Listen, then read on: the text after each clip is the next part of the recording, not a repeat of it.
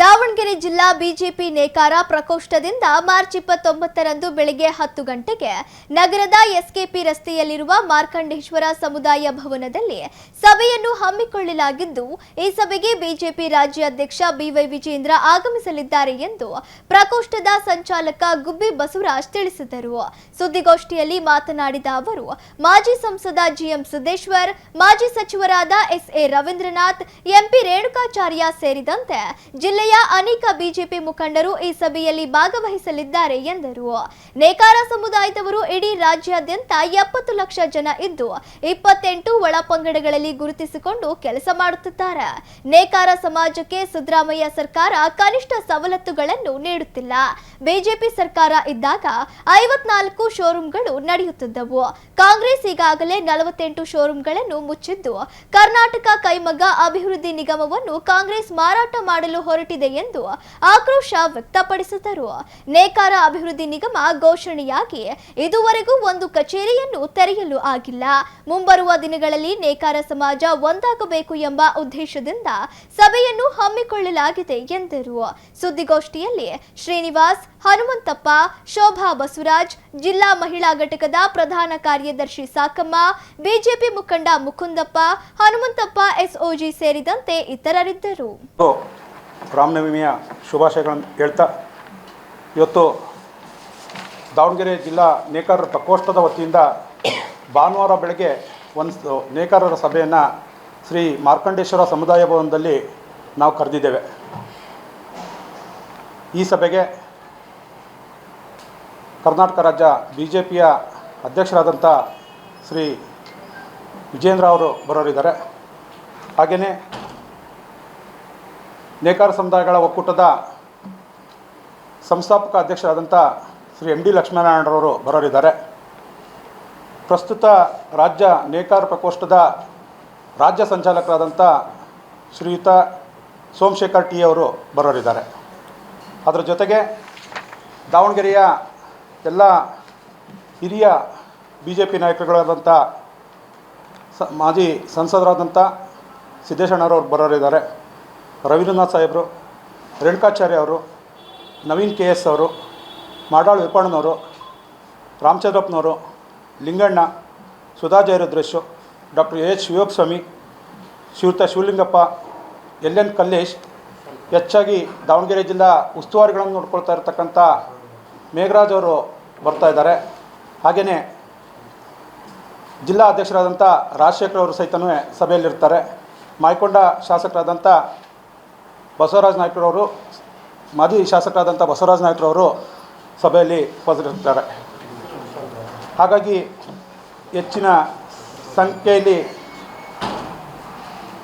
ಎಲ್ಲ ಭಾಜಪ ದಕ್ಷಿಣದ ಅಧ್ಯಕ್ಷರುಗಳು ಮತ್ತು ದಕ್ಷಿಣದ ಹಿರಿಯ ಮುಖಂಡರಾದಂಥ ಯಶವಂತರಾವ್ ಜಾಧವ್, ಶಿವಕುಮಾರ್ ಒಳಗೊಂಡಂತೆ ಎಲ್ಲ ದಕ್ಷಿಣದ ಪದಾಧಿಕಾರಿಗಳು ಈ ಸಭೆಯಲ್ಲಿ ಭಾಗವಹಿಸ್ತಾರೆ.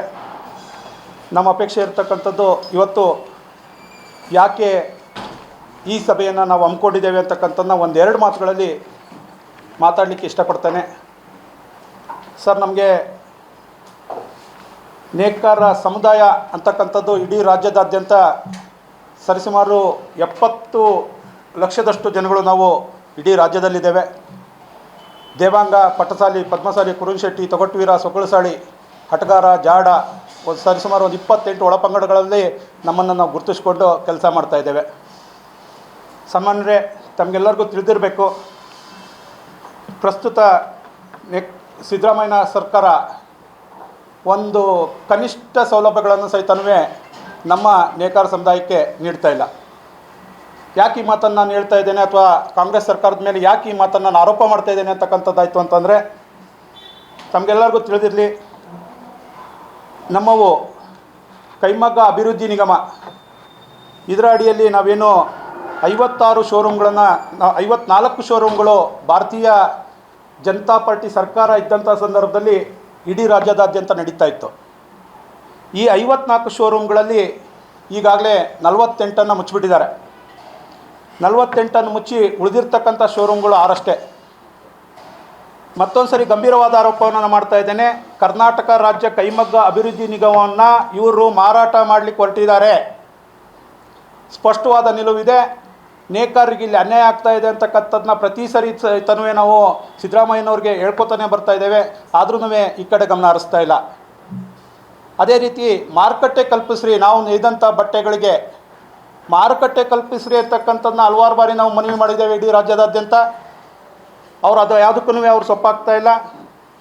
ನೇಕಾರರಿಗೆ ಮೂಲಭೂತ ಸೌಲಭ್ಯಗಳು ಏನು, ಕರೆಂಟ್ ಆಗಿರ್ಬೋದು, ನೂಲಾಗಿರ್ಬೋದು, ಬಣ್ಣ ಆಗಿರ್ಬೋದು, ಮತ್ತೊಂದು ಮುಗ್ದೊಂದು ನಮಗೇನು ಅವಶ್ಯಕ ಸಾಮಗ್ರಿಗಳಿದೆ ಅದನ್ನು ಕೊಡ್ರಿ ಅಂತಕ್ಕಂಥದ್ದನ್ನು ಒತ್ತಾಯ ಮಾಡ್ತಾ ಇದ್ದೇವೆ. ಅದನ್ನು ಸಹಿತನೂ ಈ ರಾಜ್ಯ ಸರ್ಕಾರ ಮಾಡ್ತಾ ಇಲ್ಲ. ಹಾಗೆಯೇ ಇಡೀ ರಾಜ್ಯದಲ್ಲಿ 54 ನೇಕಾರ ಕುಟುಂಬಗಳು ಆತ್ಮಹತ್ಯೆ ಮಾಡ್ಕೊಂಡಿದ್ದಾವೆ. 54 ನೇಕಾರ ಕುಟುಂಬಗಳು ಆತ್ಮಹತ್ಯೆ ಮಾಡ್ಕೊಂಡ್ರೂ ಇದುವರೆಗೂ ಯಾರು ಒಬ್ರಿಗೂ ನಯಾ ಪೈಸಾ ಈ ಸರ್ಕಾರದಿಂದ ಪರಿಹಾರ ಅಂತಕ್ಕಂಥದ್ದನ್ನ ನೀಡಿಲ್ಲ ಅಂತಕ್ಕಂಥ ಆರೋಪವನ್ನು ಈ ಸಂದರ್ಭದಲ್ಲಿ ನಾನು ಮಾಡ್ತಾ ಇದ್ದೇನೆ.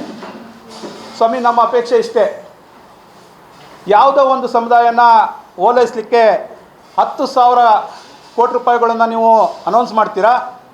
ಇಡೀ ರಾಜ್ಯದಲ್ಲಿ 52% ಹಿಂದುಳಿದ ವರ್ಗಗಳು ಇರ್ತಕ್ಕಂಥ ಇಡೀ ರಾಜ್ಯದಲ್ಲಿ 52% ಹಿಂದುಳಿದ ವರ್ಗಗಳಿಗೆ ನೀವು ಕೊಟ್ಟಿರ್ತಕ್ಕಂಥ ಅನುದಾನ 1,000 ಕೋಟಿ ರೂಪಾಯಿ.